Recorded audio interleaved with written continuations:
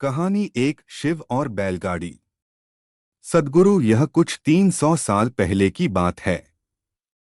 कर्नाटक के सुदूर दक्षिण क्षेत्र में अपनी बूढ़ी माँ के साथ एक योगी रहते थे। उनकी माँ काशी जाना चाहती थी ताकि वह विश्वनाथ जाकर शिव की गोद में प्राण त्याग सके। इसके अलावा उसने अपने जीवन में अपने बेटे से कभी कुछ नहीं मांगा था। उसने कहा, मुझे काशी ले चलो, मैं बूढ़ी हो रही हूँ, मैं वहीं जाके मरना चाहती हूँ। योगी ने अपनी बूढ़ी माँ के साथ दक्षिण कर्नाटक के जंगलों से होते हुए काशी के लिए एक लंबी यात्रा शुरू की।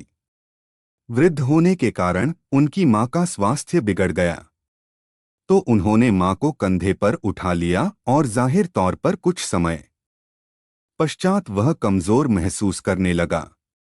उसके पास शिव से याचना करने के बजाय और कोई चारा नहीं बचा। उन्होंने याचना की, हे शिव, मुझे मेरे इस प्रयास में विफल मत होने देना। बस यही एक चीज है जो मेरी माँ ने मुझसे मांगा है, कृपया मुझे इसे पूरा करने दें। मैं इन्हें काशी ले जाना चाहता हूँ। हम वहां सिर्फ आप ही के लिए आ रहे हैं। कृपया मुझे ताकत दें। तब जैसे ही उन्होंने चलना शुरू किया तो पीछे से एक घंटी की आवाज सुनाई दी, जैसे कोई बैलगाड़ी आ रही हो। उन्हें धुंध से उबरती हुई एक बैलगाड़ी दिखाई दी जिसे एक बैल खींच रहा था, जो थोड़ा अजीब था क्योंकि एक बैल वाली बैलगाड़ी छोटे रास्तों के लिए होती है। जब सफर लंबा और जंगली इलाके से होते हुए हो तो हमेशा दो बैल ही गाड़ी को खींचते हैं, पर जब आप थके हों तो ऐसी बारीकियों को किसे परवाह। गाड़ी नजदीक आई पर वे चालक को नहीं देख पाए क्योंकि चालक लबादे में था और बाहर धुंध भी थी। मेरी माँ बीमार है, क्या हम आपकी खाली गाड़ी में यात्रा कर सकते हैं? उन्होंने कहा। अंदर बैठे व्यक्ति ने सिर हिला के हाँ कहा। वे दोनों गाड़ी में बैठ गए और बैलगाड़ी आगे चलने लगी। कुछ समय बाद योगी का ध्यान इस ओर गया कि जंगली रास्ता होने के बावजूद भी बैलगाड़ी बहुत आसानी से आगे बढ़ रही थी। तब उन्होंने नीचे देखा और पाया कि पहिए घूम नहीं रहे हैं। वे रुके हुए थे, पर गाड़ी आगे बढ़ रही थी। तब उन्होंने बैल की तरफ देखा और पाया कि बैल बैठा हुआ था पर बैलगाड़ी चल रही थी। तब उन्होंने चालक की ओर देखा और पाया कि वहां सिर्फ लबादा ही था। उसने अपनी माँ की ओर देखा। माँ ने कहा, अरे पागल, हम पहुंच गए, अब कहीं और जाने की जरूरत नहीं है, यही वो जगह है, अब मुझे जाने दो। इतना कह के माँ ने शरीर छोड़ दिया। बैलगाड़ी और चालक सब विलीन हो गए। योगी अपने गांव लौट आया।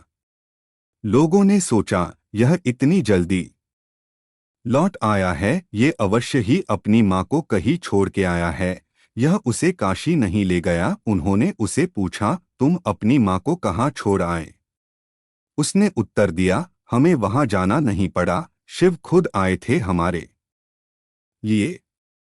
क्या बकवास है? उन्होंने कहा। योगी ने उत्तर दिया, मुझे फर्क नहीं पड़ता कि आप क्या सोचते हैं, वे आए थे हमारे लिए और यही सच है। मेरा जीवन ज्योतिर्मय हो गया है, यह मैं अपने अंतर में जानता हूँ। अगर आप नहीं मानते तो यह आप जाने। तब उन्होंने पूछा, ठीक है, हमें कुछ ऐसा दिखाओ कि हम माने कि तुमने सच में शिव को देखा है और वे सच में तुम्हारे लिए आए थे। योगी ने कहा, मैं नहीं जानता, मैंने उन्हें नहीं देखा। मुझे सिर्फ एक लबादा दिखा, वहां कोई चेहरा नहीं था, वहां कुछ नहीं था, वह खाली था। अचानक सबने देखा कि वह खुद वहां नहीं थे, सिर्फ उनके कपड़े ही दिखाई पड़ रहे थे। वे दक्षिण भारत के महान संत बने।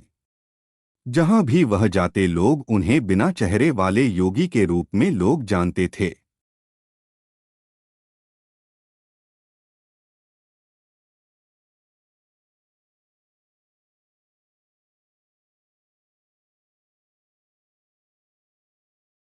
कहानी 2 मल्ला, एक शिव भक्त और एक चोर। सद्गुरु, मैं आपको एक ऐसे योगी के बारे में बता रहा हूं जो उस जगह के काफी करीब रहे जहां मेरा जन्म हुआ था।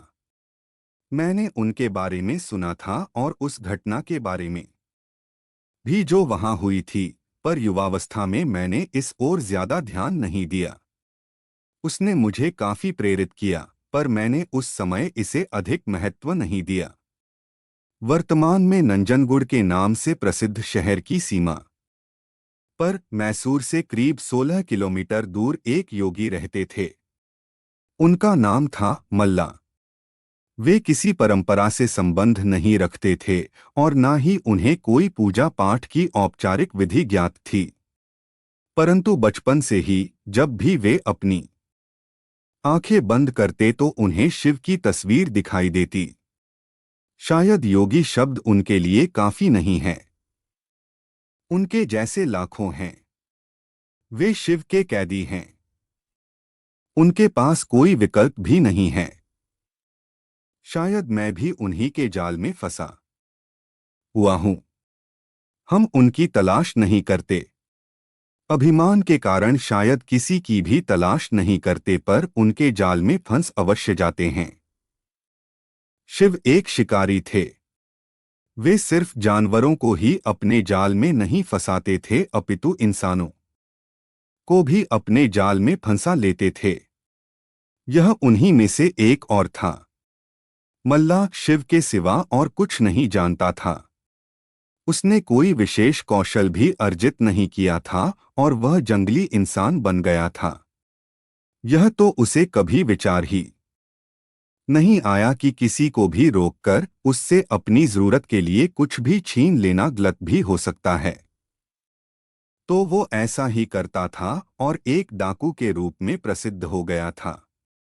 वह जंगल के उस रास्ते का नियमित डाकू बन गया जिसे लोग सामान्य तौर पर इस्तेमाल करते थे।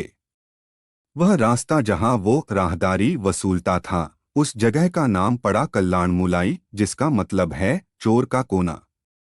शुरू में लोगों ने उसे धिक्कारा, पर साल के अंत में लोगों से इकट्ठा किए एक एक पैसे को वो महाशिवरात्रि मनाने में खर्च कर देता था। वह एक बड़ा भोज आयोजित करता। कुछ सालों बाद लोगों ने उसे एक महान योगी के रूप में पहचाना और स्वेच्छा से योगदान करने लगे। और जो ऐसा ना करते, उन्हें योगदान देने के लिए प्रोत्साहित करने का भी उसे कोई पछतावा नहीं था। कुछ सालों बाद 2 योगी जो आपस में भाई थे, इस रास्ते से गुजर रहे थे। उन्होंने इस आदमी को देखा जो डाकू तो था, पर एक महान योगी भी था। उन्होंने कहा, तुम्हारा भक्ति भाव अद्भुत है, पर तुम्हारे तौर तरीकों से लोगों को कष्ट होता है। उसने कहा, मैं यह शिव के लिए करता हूं, इसमें दिक्कत क्या है? उन्होंने समझाया, अपने साथ अलग ले गए और कुछ पद्धतियों से गुजारा और उस स्थान का नाम कल्लाणमुलाई से बदलकर मल्लाणमुलाई रख दिया। आज भी यह स्थान मल्लाणमुलाई के नाम से ही जाना जाता है। और जो महाशिवरात्रि वो मनाते थे, वो आज एक विशाल संस्थान के रूप में विकसित हो गया है। डकैती छोड़ के इन योगियों के साथ बैठने के करीब 1.5 साल बाद ही उन्होंने महासमाधि प्राप्त कर ली। मल्ला को इस प्रकार मुक्त करवाने के बाद दोनों योगियों ने भी उसी दिन अपने शरीर छोड़ दिया। कबिनी नदी के किनारे इन लोगों के लिए एक खूबसूरत तीर्थस्थान निर्मित है, जिसे आज भी मल्लाणमुलाई के नाम से जाना जाता है।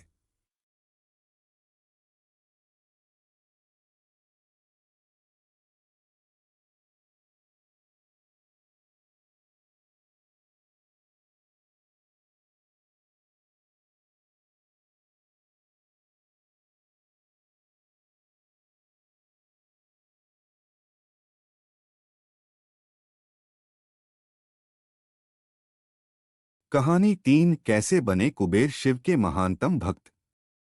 सद्गुरु कुबेर यक्षों के राजा थे। यक्ष बीच का जीवन होते हैं, वे ना यहाँ के जीवन में होते हैं और ना ही वो पूरी तरह से जीवन के बाद वाली स्थिति में होते। हैं। कहानी कुछ इस तरह है कि रावण ने कुबेर को लंका से निकल दिया और कुबेर को मुख्य भूमि की ओर पलायन करना पड़ा। अपना राज्य और प्रजा को खोने की निराशा में उसने शिव की पूजा करना शुरू की और एक शिव भक्त बन गया। शिव जी ने दया भाव दिखाते हुए उसे एक अन्य राज्य और संसार का सारा धन दे दिया। इस तरह कुबेर संसार का सबसे अमीर व्यक्ति बन गया। धन मतलब कुबेर यह कुछ इस प्रकार देखा जाने लगा। कुबेर शिव जी का महान भक्त बन गया, परंतु जब भक्त को यह लगने लगे कि वो सबसे महान भक्त है तो समझ जाए कि सब खोने वाला है।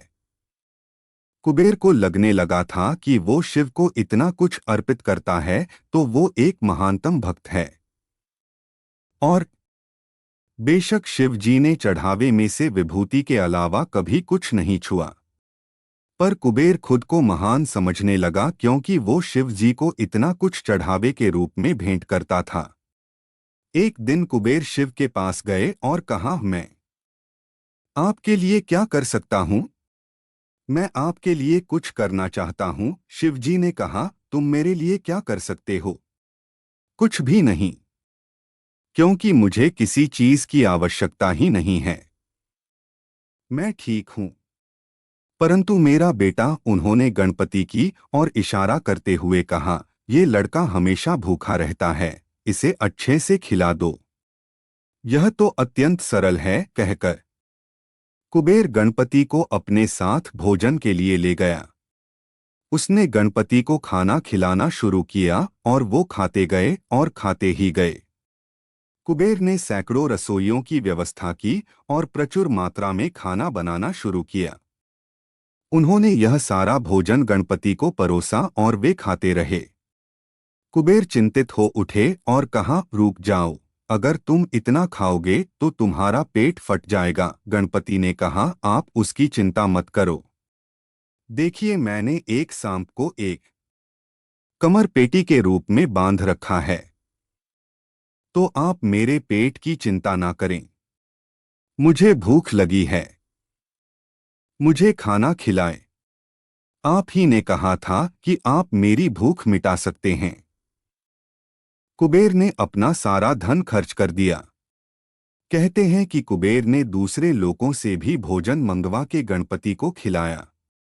गणपति ने सारा भोजन खाने के बाद भी कहा, मैं अभी भी भूखा हूँ, मेरा भोजन कहाँ है? तब कुबेर को अपने विचार के छोटेपन का एहसास हुआ और उसने शिव के सामने झुकते हुए कहा, मैं समझ गया, मेरा धन आपके सामने एक तिनके के समान भी नहीं है। जो आपने मुझे दिया उसी का कुछ अंश आपको वापस देकर मैंने खुद को एक महान भक्त समझने की गलती की। और इस क्षण के बाद उसके जीवन ने एक अलग ही दिशा ले ली।